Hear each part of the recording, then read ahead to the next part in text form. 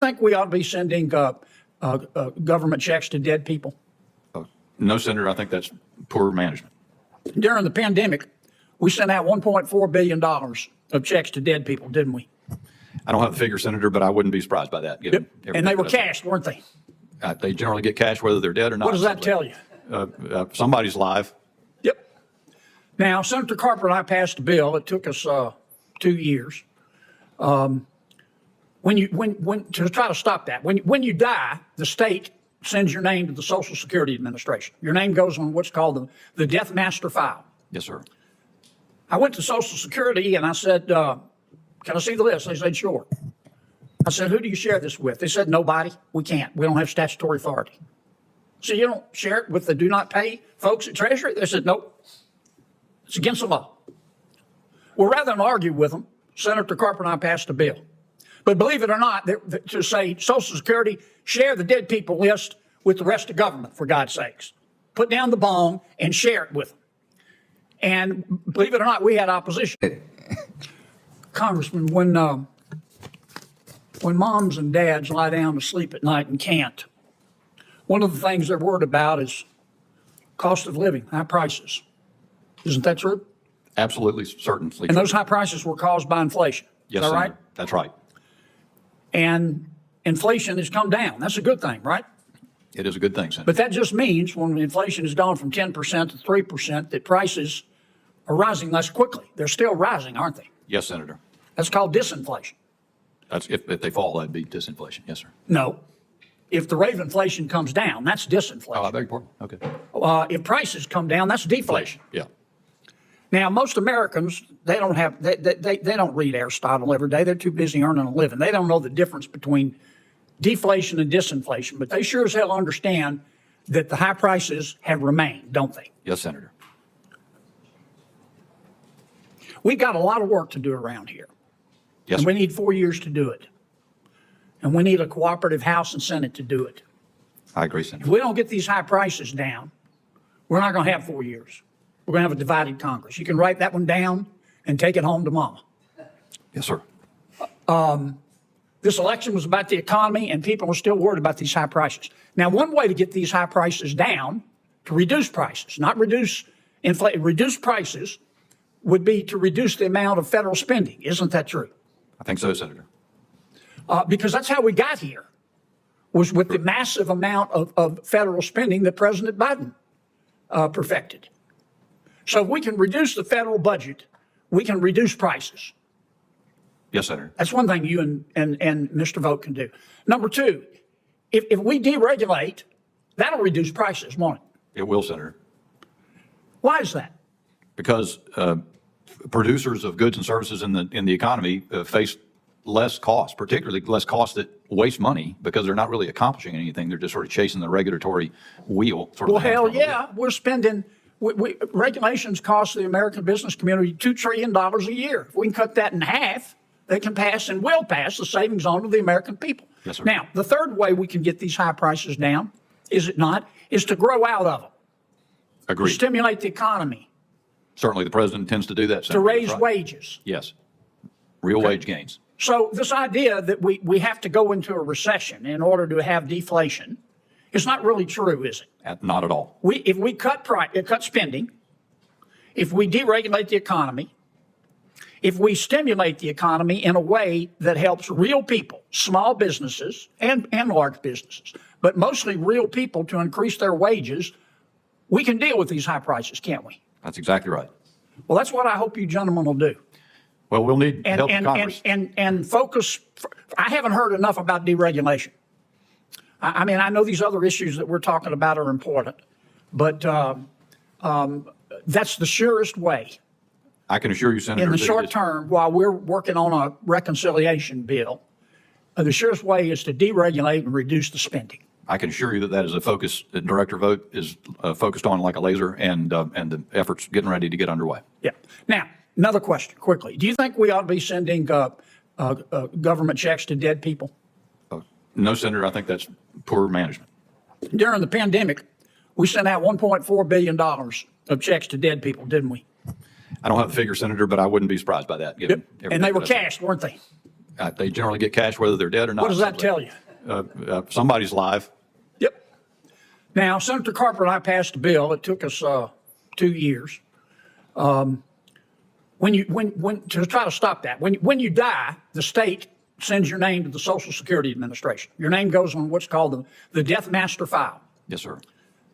I went to Social Security and I said, can I see the list? They said, sure. I said, who do you share this with? They said, nobody. We can't. We don't have statutory authority. So you don't share it with the do not pay folks at Treasury? They said, nope. It's against the law. Well, rather than argue with them, Senator Carper and I passed a bill. But believe it or not, to say Social Security, share the dead people list with the rest of government, for God's sakes. Put down the bong and share it with them. And believe it or not, we had opposition. So we had to agree to a 3-year trial period. That 3-year trial, we've saved a bunch of money.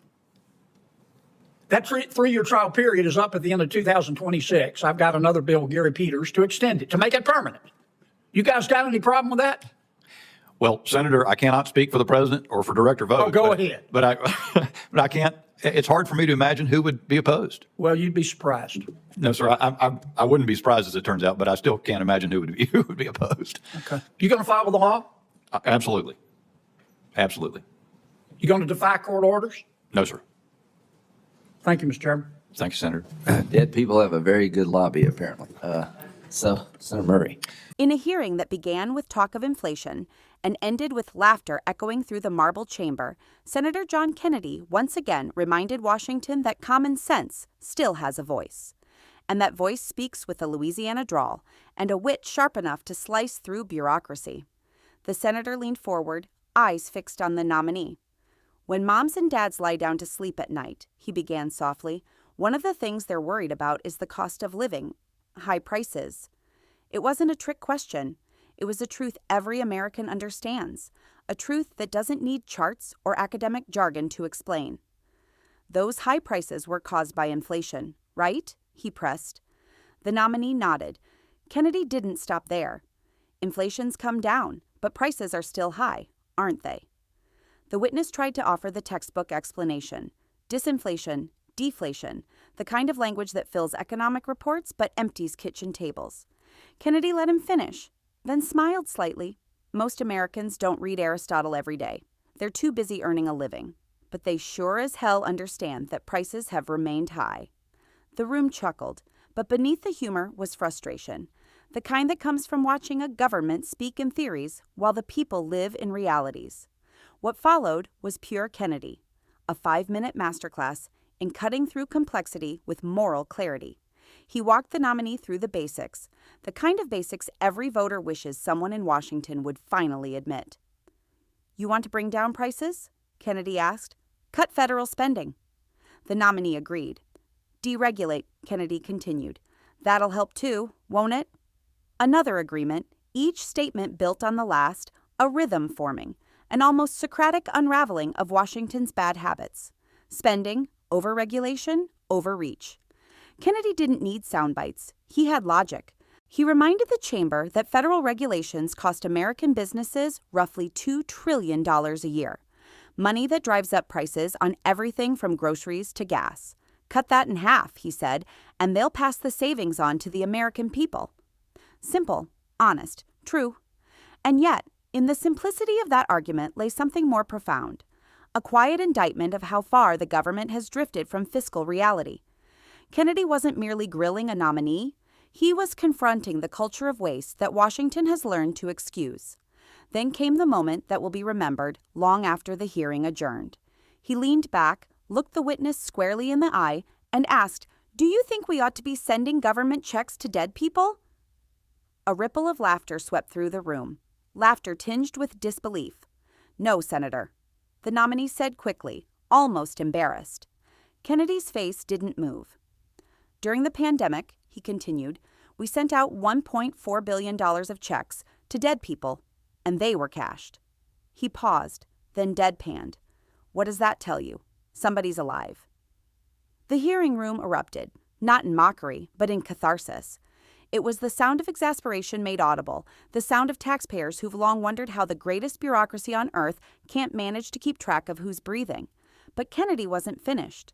He told the story of how he and Senator Tom Carper had spent 2 years trying to fix that exact problem, how the Social Security Administration kept a list of deceased citizens but refused to share it with the Treasury Department, citing no statutory authority.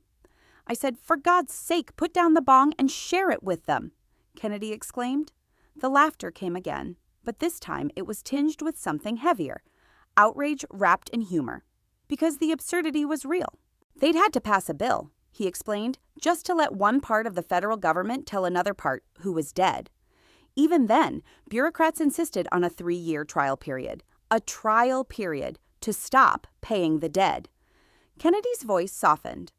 "That trial saved us a bunch of money," he said, "but it ends in 2026. I've got another bill to make it permanent." He looked back at the nominee. "You got any problem with that?" The man hesitated, then answered carefully. "Senator, I can't speak for the president or director vote, but I can't imagine who'd be opposed." Kennedy smirked. "You'd be surprised." And with that, the room burst again, a rare moment of bipartisan laughter. Even the chairman couldn't resist a closing quip. Dead people have a very good lobby, apparently. But beneath the humor, something more serious was unfolding. Kennedy's performance, equal parts courtroom cross-examination and front porch storytelling, revealed what so many Americans already feel, that somewhere along the line, Washington forgot the difference between management and madness.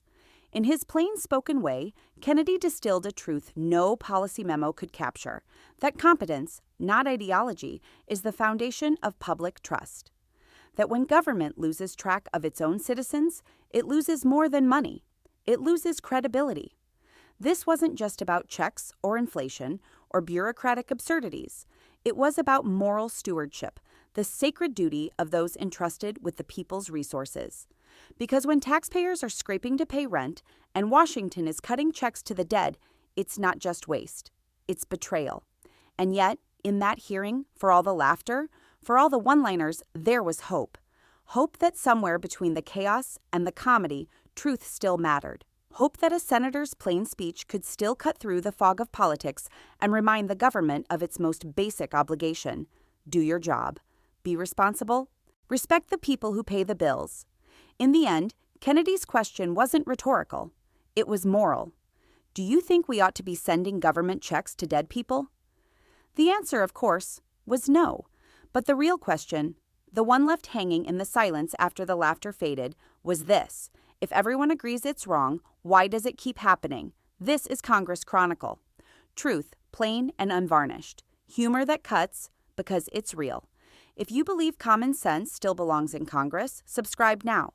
Stay with us as we follow the moments that matter, the ones that make you laugh and the ones that make you think.